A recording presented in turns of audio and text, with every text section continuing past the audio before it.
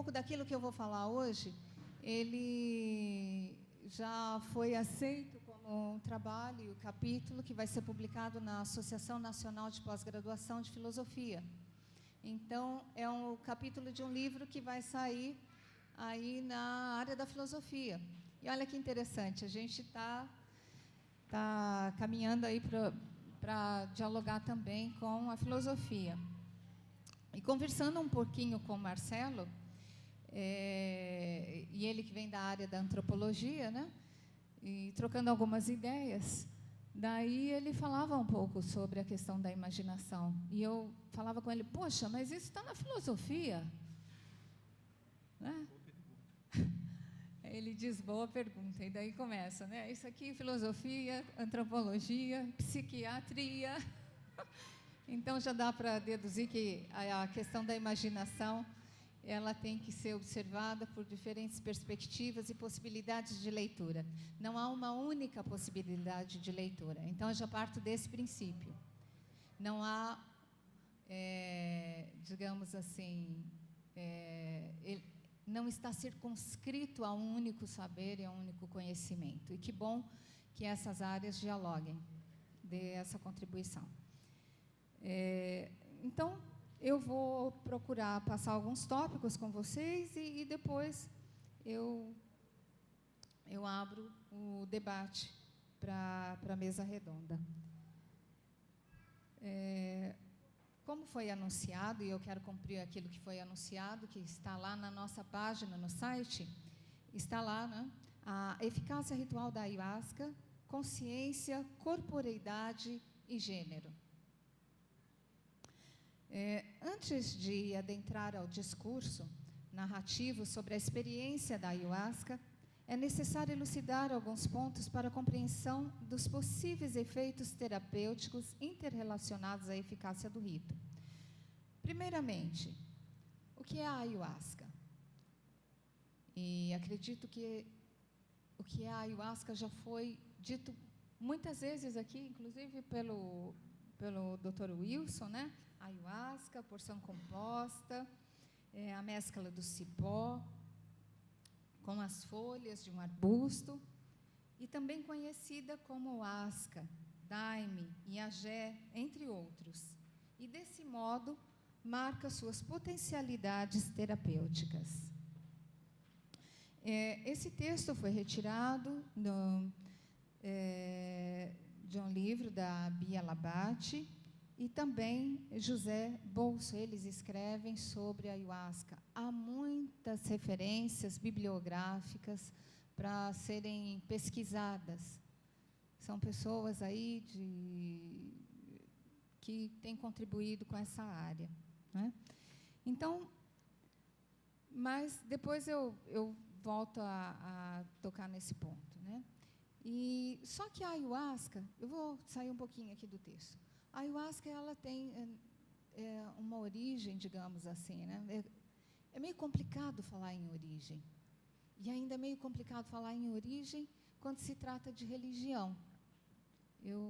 Pelo menos eu tenho essa leitura, né? Porque quando a gente começa a querer falar em origem, parece que a gente quer absolutizar um determinado conhecimento como ela tivesse uma única matriz.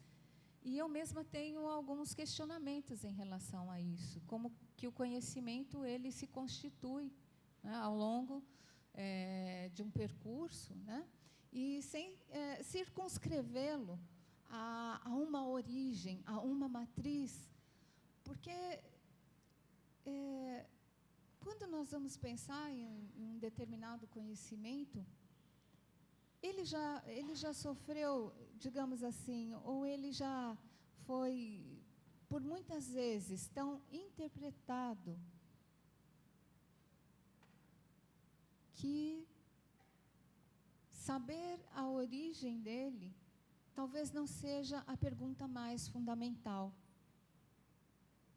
E sim perguntar de que maneira, então, digamos, determinado assunto ou determinado conhecimento, ele se mostra. Então, eu prefiro perguntar pelo como, de que maneira, do que pela sua origem. Como é que ele se dá e acontece na experiência? É claro que isso também, eu teria que voltar um pouquinho atrás e perguntar também pelas suas tradições. Como é que ele chega até nós nesse momento, né?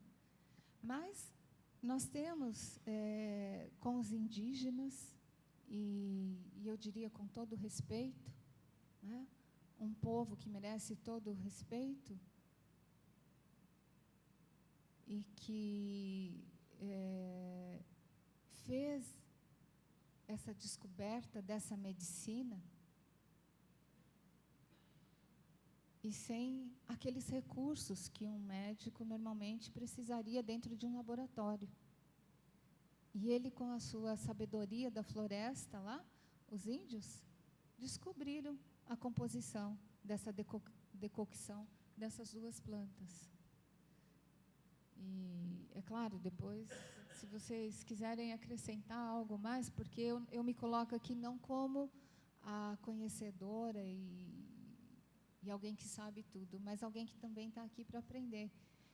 E nós vamos aos livros e sempre nas pesquisas alguém acrescenta algo mais às nossas pesquisas. E isso contribui, né? Mas eu chego lá nos indígenas. É claro que teria um mito que o antecede também, mas são, na minha leitura, são possibilidades de leituras também. E eu continuo a perguntar pelo movimento, pela experiência.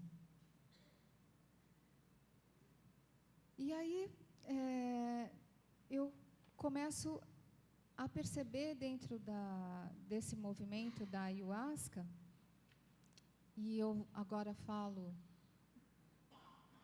de um local, digamos assim, de um sujeito e de uma professora Suelma, que tem uma preocupação nesse campo de pesquisa, de tentar possibilitar as investigações e qual a relevância, então, de se falar em narrativas dos ritos da ayahuasca e desses efeitos psicoterápicos e da inter-relação com a religião. Porque o meu objeto de estudo está circunscrito à área da religião. Então, eu tenho que falar desse local. Enquanto cientista da religião, eu falo desse ponto de vista, da religião.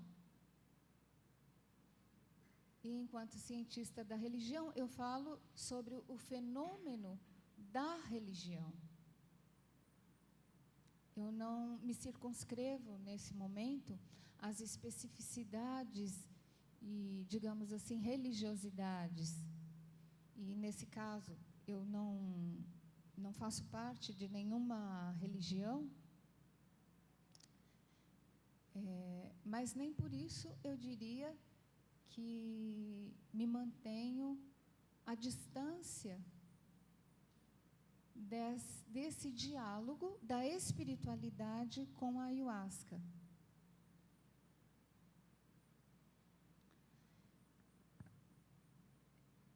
E eu digo por que disso. Porque existe uma questão fundamental para mim, enquanto cientista da religião. Eu tenho buscado um diálogo com a pluralidade do sagrado. Isso tem sido algo que tem me acompanhado. Pensando na diversidade religiosa, pensando nos preconceitos, que também, eles muitas vezes, e na maioria das vezes, eles impossibilitam novas perspectivas de leitura, novas perspectivas de ajuda, impossibilita processos terapêuticos.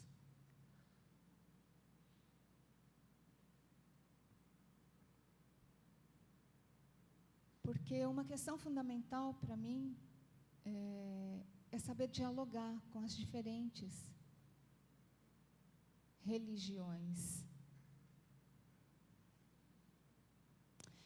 E interessante, porque quando nós falamos em tradições, nós sempre nos ficamos circunscritos apenas ao nosso meio. E é como se os ritos pudessem ficar formatados e somente de uma determinada forma. E nós sabemos que não é assim que acontece com os ritos.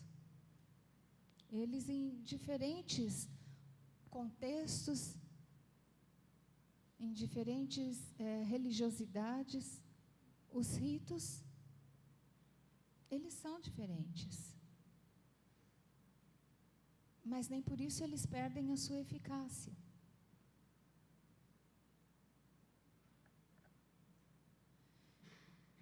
E uma questão que eu vejo que, para mim, é importante, é porque quando nós formatamos apenas a partir de uma determinada religiosidade, nós excluímos as demais.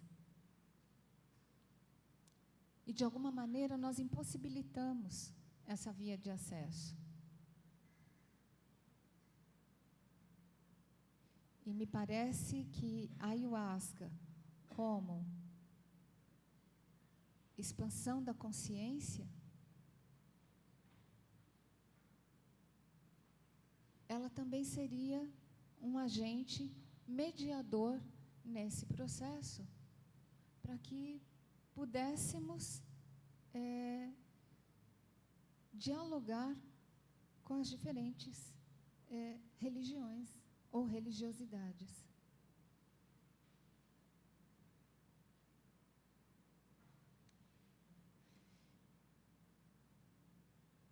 E é interessante, porque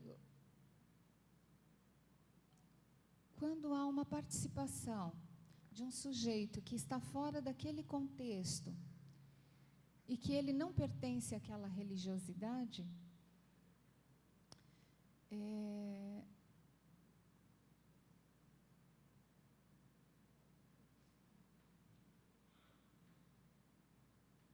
ele entra dentro daquele contexto e eu posso pensar que ele entra com um determinado respeito à religiosidade daquele outro e dentro daquele campo.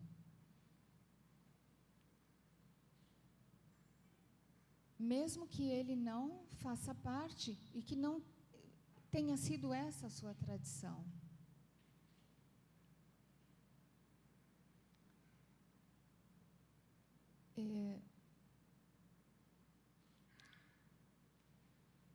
Isso se torna assim, um ponto importante,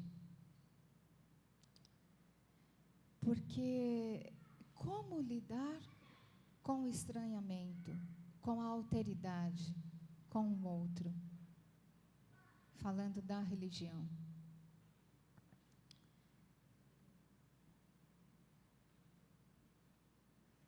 E hoje, nós sabemos que a ayahuasca, ela é somente, ela é possível a sua utilização somente nos ritos religiosos. E também, pesquisando, ela também deixa algumas brechas, lacunas, e nós já sabemos, é possível a pesquisa para a ayahuasca também fora dos ritos, ou eu estou enganada? Como pesquisa, sim. E uma preocupação que eu começo a indagar é: será que a ayahuasca ela teria os seus efeitos como se eu fosse lá numa farmácia e vamos supor que ela estivesse lá, num comprimidozinho, e eu chegasse lá na farmácia: olha, me dá uma ayahuasca que eu vou tomar para combater uma dependência química, ou uma depressão, ou seja lá qual for a droga que tenha seu nome, né? E eu me pergunto, será que haveria essa eficácia? Porque o que é que compõe a ayahuasca? Essa passagem, né? Então, nesse momento, assim, eu começo a pensar que esse sujeito, quando ele bebe a ayahuasca, bebe essa bebida, né? E tem as mirações, a imaginação, ou ele, digamos assim, ele tem a experiência própria dele, não está desprovida da sua historicidade. E o que vem a ser essa historicidade desse sujeito? Tudo aquilo que o constituiu até aquele caminho, até o momento presente, né? Então, essa memória, ela tem as imagens, e não são imagens que, digamos assim, são imagens falsas, porque são imagens reais. Porque essas imagens já estão, de alguma maneira, também presentes ao longo desse caminho. Pensando de uma maneira, assim, até, eu diria, mais voltada para um lado mais racional, digamos, vamos supor que eu estivesse aqui falando somente de um arquivo de memória, e nessa memória eu tivesse imagens, e nesse momento elas fossem agora conectadas. E que elas não viriam de uma maneira organizada. E eu estou só dizendo, digamos que fosse apenas isso, mas que também poderia ser dentro de uma pequena dimensão ligada a isso.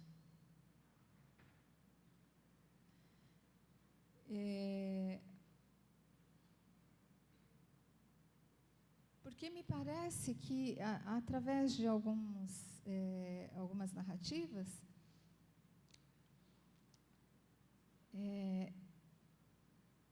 em boa parte, esse sujeito ele vai lidar com questionamentos próprios que ele tem carregado até aquele momento. Talvez, agora, quando eu falo, eu estou falando mais específico, voltado até mesmo para uma questão de se autoconhecer nesse processo, e tomar conhecimento e ter a consciência nesse processo, que nesse momento ele traz questões, tensões, são momentos de cartazes também, momentos de dor, e que naquele momento flui. E que, então, ele tem a possibilidade de ter a consciência daquele processo, né? Por isso, tantas vezes nós escutamos, olha, podia ser 5, 10 anos de terapia e aquilo veio, tudo à minha mente. E, para mim, isso a ciência pode explicar, mas também é um fenômeno para ser pesquisado naquele momento. A ciência tem a sua maneira de explicar, mas naquele momento me parece que houve uma interação de todos esses processos, e que ele toma consciência ali e pode refletir sobre determinados fatos, né? E eu gostaria de ler para vocês uma narrativa.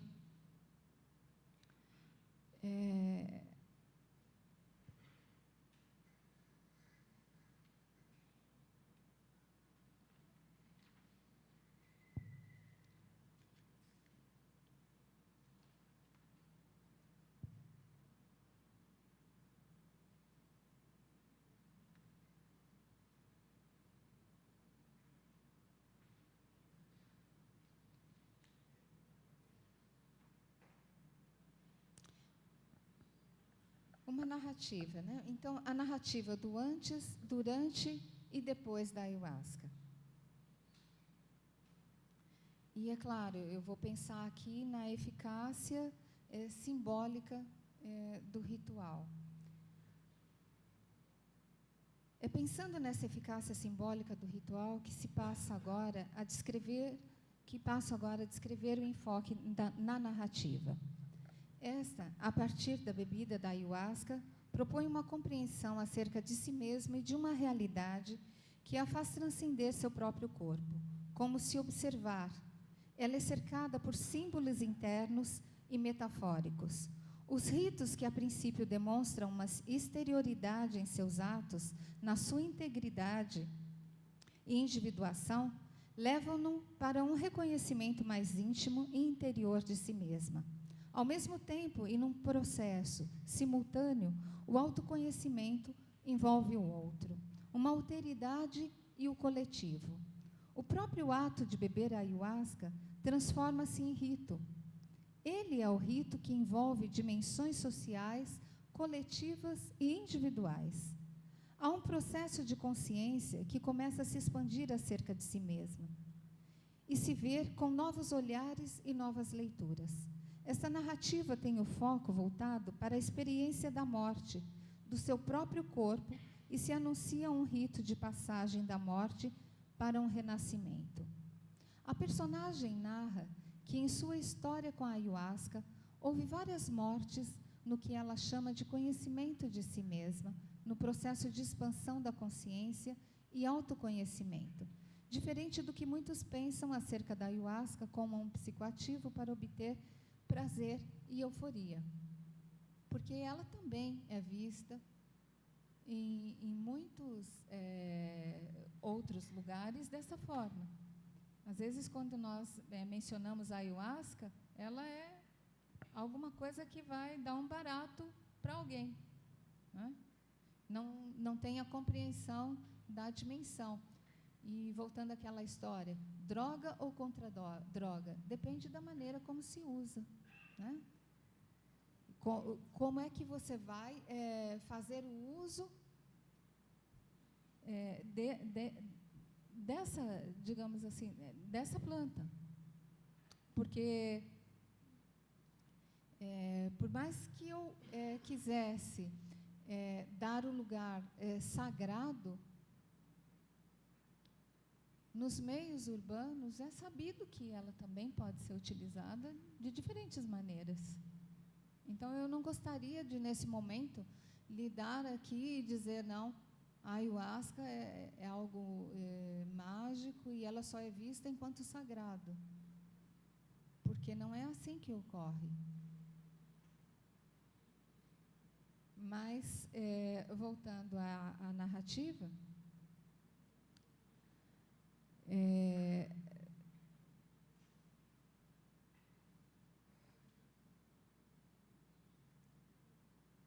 o que se verifica com a ayahuasca é que ela opera num ritmo diferente e, por vezes, nada lúdico, porque ela leva o sujeito a uma experiência profunda da consciência, do próprio ser, abrindo canais ainda não acessados pelo próprio inconsciente e que, por vezes, são processos doloridos de tensão e confronto com sua própria alteridade.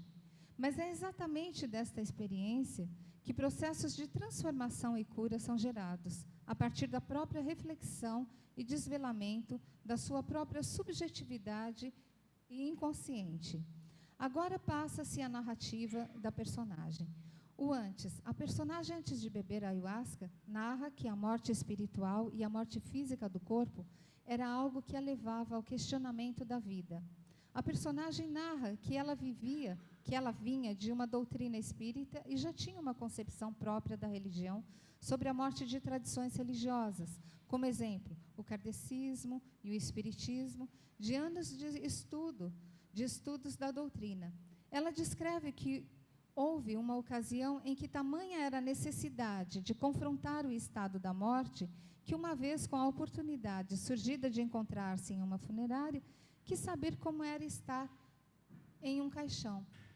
Pediu que o dono da funerária deixasse entrar no caixão, que ele fechasse e saísse por algum tempo.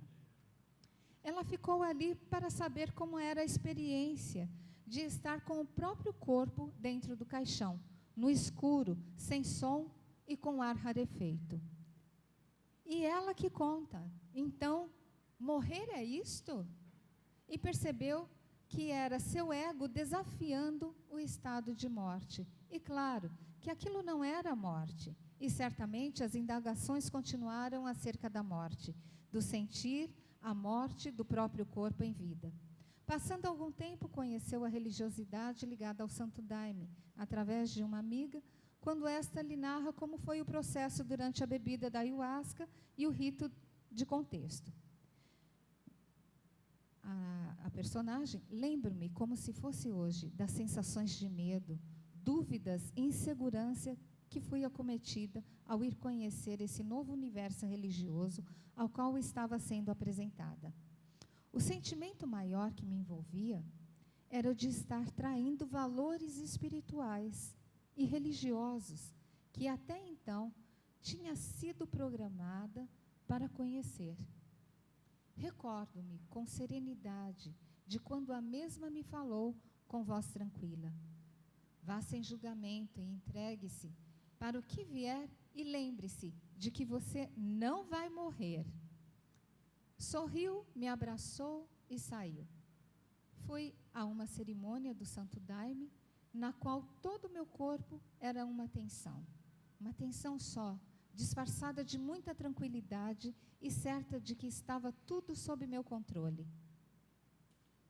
Daí, durante o ato, chegada a hora da cerimônia, ou seja, de beber o chá, fui caminhando ao encontro da bebida com as mãos geladas, pés rígidos e olhar atento a tudo. Porém, algo já me chamava a atenção. Eram as pessoas, e eu ficava me perguntando de como aquelas pessoas tinham movimentos corporais tão suaves, ternos e altruístas. E essa percepção me comoveu muito e foi um dos impulsos que me direcionou com mais segurança ao encontro da bebida. O sabor estupidamente horrível do chá fez-me repugnar aquele momento. Então me lembrei do que minha amiga havia falado e resolvi me entregar e exercer o não julgamento das coisas. Até aquele momento, o controle fazia parte de todo o meu ser. Observava todo o movimento ao meu redor, as músicas cantadas, as indumentárias vestidas pelos membros participantes efetivos da instituição religiosa e o principal, que era o relógio, pois este me garantiria, segundo os meus antigos conceitos, acompanhar todo o processo como cientista das religiões. Após 20 minutos da ingestão do chá, surgiram os primeiros sintomas. De início, houve uma resistência da minha parte. O corpo não era mais comandado pela mente, e a mente não comandava mais o corpo. Esse trocadilho de palavras sentido pelo corpo anulava por completo a mente e começaram a minha percepção, a surgir os primeiros esboços da consciência. Os olhos não mais viram o relógio, pois a visão estava completamente desfocada. A respiração passara a ser tão tranquila que por muitas vezes me sentia como se não respirasse. Os sentidos ficaram extremamente aguçados e o meu corpo tornara-se tão leve que parecia não ter corpo. Comecei então a ter uma experiência de morte, de me ver fora do corpo, minha pele, carne soltando do corpo, desintegrando-se em estado de putrefação, e mal conseguia mexer meus olhos, mas o sentia como se estivessem virando para os lados. A morte era como um espaço vazio sem tempo, cor, luz ou escuro, o nada. O mundo ao meu redor parecia uma ilusão, e o nada era o real. A percepção da morte física era muito real no corpo. Ao mesmo tempo, tomava consciência de que apenas era um processo de renascimento, era poder em vida vivenciar a morte. Naquele momento da morte, você se sente como se ultrapassasse uma fronteira de limitação religiosa. Quando comecei a aceitar a morte, o vazio, o nada, comecei a mover o corpo, a cabeça, e fui recobrando pouco a pouco os sentidos do corpo. Então, comecei a ter uma nova percepção acerca de mim mesma. Todas aquelas sensações involuntárias levaram-me a um processo profundo de entrega, porém com muita consciência de tudo que estava acontecendo comigo. É certo que o medo, até esse momento, fazia parte do meu ser, mas existia um diferencial que até então não conseguira explicar. Porém, definia claramente os sentimentos e as sensações corporais, e isso, de certa forma, me conduzia a um êxtase de reconhecimento próprio.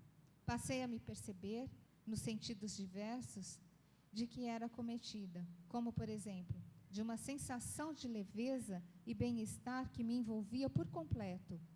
Era como se meu corpo estivesse num processo de nascimento dentro de um ventre materno. É nítida no meu coração a lembrança do meu caminhar, como eu percebia cada movimento que meu corpo fazia no ato da caminhada.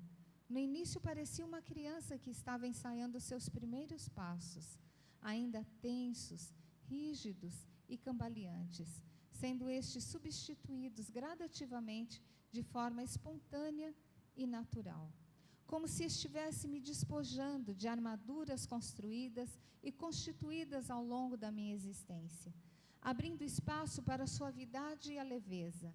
E logo depois começou um processo de limpeza do próprio corpo, como se expurgando as coisas, com vômitos, diarreia, urinas intensivas, e entrei num processo de riso.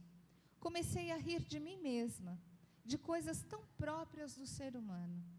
Quando voltei do processo da ayahuasca dessa maneira, fui me despedindo desse primeiro encontro com a ayahuasca, no viés da doutrina do Santo Daime, e passado algumas horas dessa incrível experiência, pude perceber que minha amiga mentira para mim, pois ela havia me falado de que eu não morreria.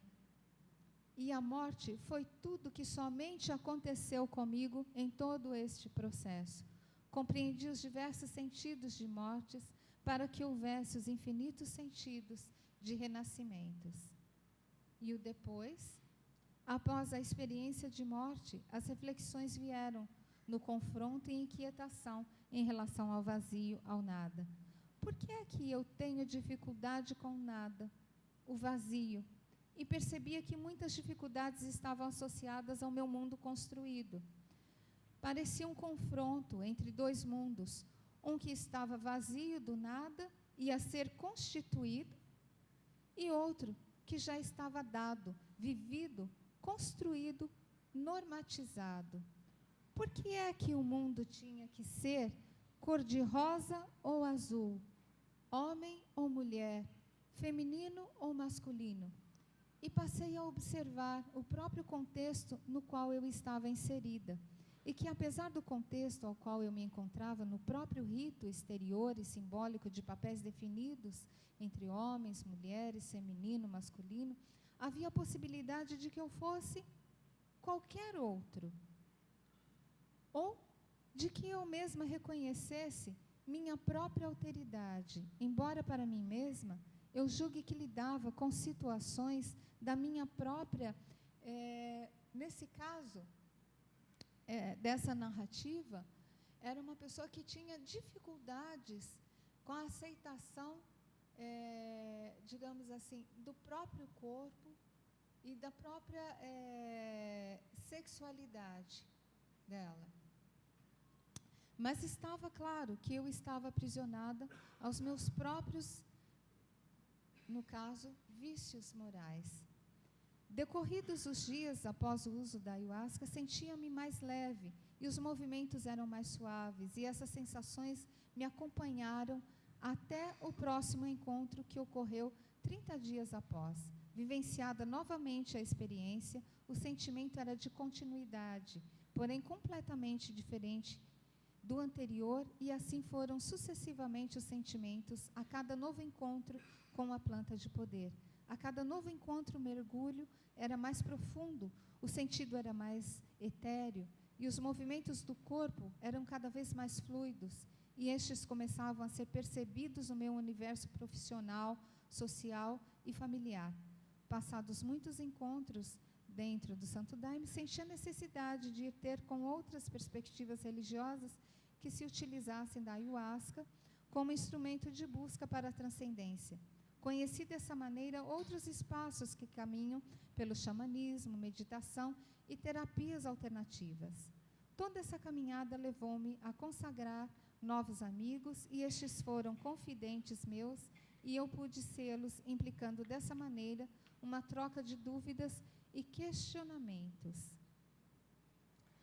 E, é claro, eu trago aqui, de novo, tabus e coisas que elas são pouco tocadas. E eu diria, olha, eu acho que você precisa ter coragem, né, para tocar nos tabus, nos preconceitos e etc. Mas eu queria, nesse momento, trazer realidade de vida, de experiência, e que, através de narrativas como essa, e teria várias outras,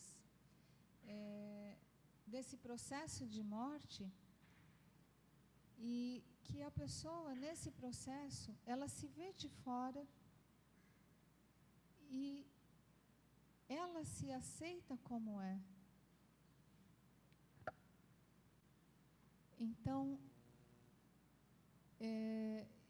eu trago isso também para reflexão, que no momento que é possibilitado uma expansão da consciência, você pode enxergar esse outro, do qual muitas vezes há uma tremenda dificuldade de lidar. E é claro que eu estou trazendo algo muito específico e não generalizado.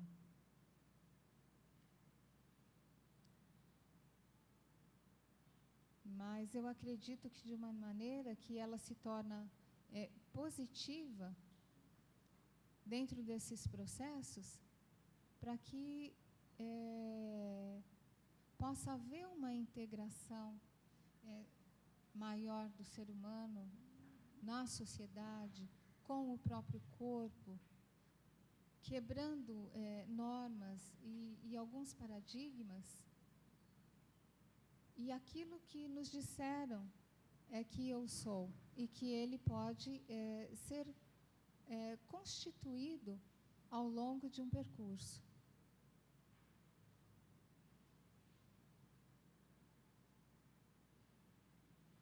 E talvez isso levasse alguém a uma cadeira na psicanálise e ia passar por uns 10 anos. E, de repente, no momento,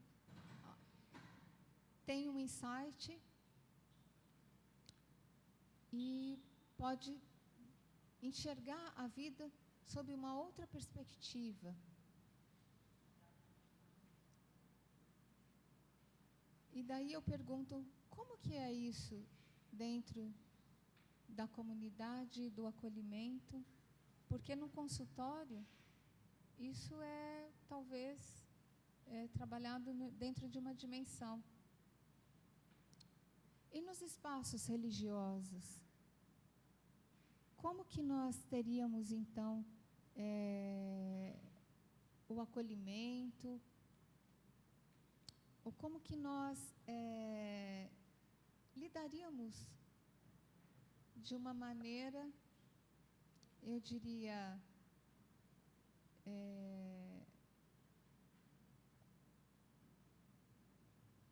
dentro desse processo, de uma maneira natural, não é? E quando eu falo sob essa perspectiva, é porque a própria personagem, ela não se sentia aceita dentro da sociedade. E isso é uma realidade, que nós temos diferentes movimentos para tentar ocupar o seu espaço e dizer, puxa, eu sou um humano, eu sou diferente de você, ou eu sou igual a você. E daí eu escutei nesse auditório, por onde é que vai o amor? Dentro do acolhimento e nesse espaço. E que, de certa maneira, envolve a espiritualidade, eu acredito nisso. E talvez seja essa a grande diferença de você não ir a uma farmácia e comprar um comprimido e que ele dê conta dessas demandas, mas dentro desse processo do ritual e da eficácia desse ritual, do acolhimento, do diálogo. Então, possivelmente, a eficácia do ritual, ela estaria ligado a esse coletivo e que cada um de nós fazemos parte nesse processo. E nesse caso aqui eu vou parar por aqui e só trazer algumas, eu acredito que eu deixei algumas indagações aqui, tocando em alguns contextos, e trazer para a mesa agora algumas questões, né, que estariam diretamente ligadas com o processo de drogas ou contra drogas. A ayahuasca, ela pode servir como um procedimento ou um possível procedimento terapêutico na recuperação de dependentes químicos, ou também atuar nesse campo que, eu diria, é muito mais amplo do que somente trabalhar com dependentes químicos. Teria um alcance muito maior. Mas trazer para esse momento essa eficácia do ritual no coletivo. Então, eu queria deixar isso agora aqui na mesa, eu vou pedir para o Dr. Wilson. E agora, até mesmo, tirando um pouco desse tópico, que é a recuperação de dependentes químicos, porque, como foi falado até pelo professor Marcelo, muitas questões ligadas ao vício e a alguns outros problemas, eles estão na base, não é? Eu diria assim, muitas até motivações levam um sujeito a se tornar um dependente químico, e são questões de base que não foram resolvidas, né, enquanto indivíduo, enquanto parte dentro da sociedade.